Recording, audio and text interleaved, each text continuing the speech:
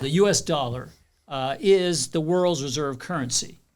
And for people who don't know what that means, the world's reserve currency essentially means that we are the world's savings account, right? We're the world puts all their money, like if they want to put it in savings, just like you and I might put money into a savings account. That's right. The whole world needs a place to put their money, and it needs to be safe. It needs to be politically safe. It needs to be safe from corruption and all those things, and you're not going to lose all your money overnight. Yes. So that's why right now we are the world's reserve currency. Right. Correct? Yes, that's exactly right. I mean, right now, we have been for some time, which I'm sure we'll get into, but we are the world's reserve currency, and countries maintain reserve currencies, which is usually, outside of us, different from our own currency, because it helps them with trade deficits and account deficits to make sure that their currency can be stabilized and their economic order can sustain itself. And we've been fortunate for our country's currency, to maintain that status for quite some time.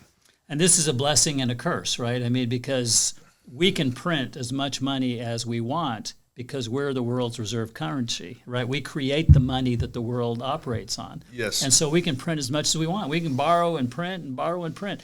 Not everybody can do that because they don't have dollars. The French, back in the 60s, called that the U.S.'s exorbitant privilege. Actually, their finance minister. Of course they would. They would. They don't like us very much, and they're always mad at somebody. But that's right. It's basically allowed us, our country, to borrow dollars very, very cheaply for a long time, and we can then use those dollars to invest in our economy. We can use those. That's why we can maintain deficits, and it's largely okay.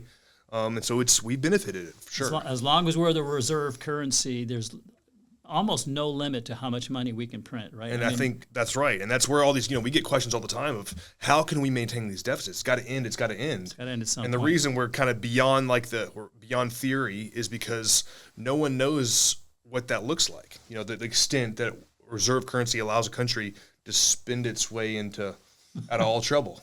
Okay, so let's go back in history. So let's start off by addressing the fear. The dollar has declined here recently, right? Mm-hmm.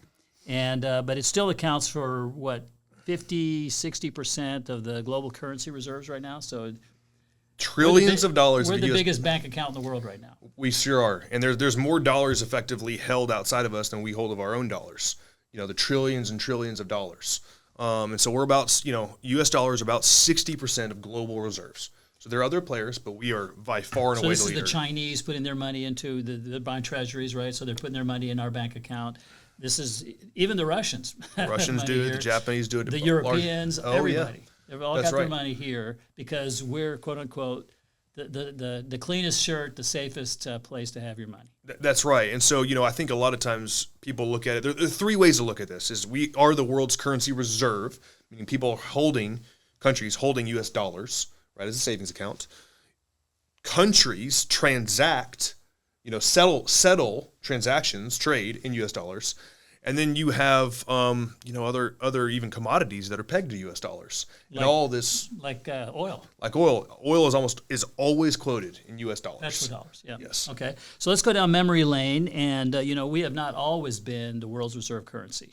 No, so not at all. England was before us, right? And then there were others in the past. That's right. So typically, you go throughout history, and really world, currency reserves you don't have a lot of history until you get about maybe the 16th century. And that's where you had, the Spaniards and their peso, the silver peso, was pretty much the currency. And it usually coincides with who in that time is the world economic and military power. Largely was military. Military, okay. And now economic. We were kind of economic, then became military. But you had the Spanish. Then you had the Dutch. You had Dutch East India Company. They dominated. For about a century. For a brief period of time, the French had that. The French break. So the French is interesting because I forget which king it was. I think maybe one of the King Louis. Mm-hmm. I don't know how many they had, but one of those King Louis. He actually invented the bond market because he wanted to build all these fancy palaces and all this stuff. He wanted to finance his war. And what he did was he said, I am anointed by God. Right. God made me king, and therefore I can never default on my debt. And so I can borrow from everybody in the world. And everybody was like, well, it's true.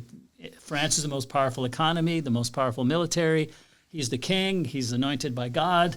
And so he borrowed tremendous amounts of money to finance all the beautiful, that he built, yep. and the wars that he was financing. Yes. Okay. But eventually what happened was that people said, wait, he's unable to pay this back. And all of a sudden he was no longer the world's reserve currency. Yeah. And then England took over. If you like what you just saw and you want to keep having more fun than a human being should be allowed to have when talking about all this boring financial stuff, click right here and you'll get more content.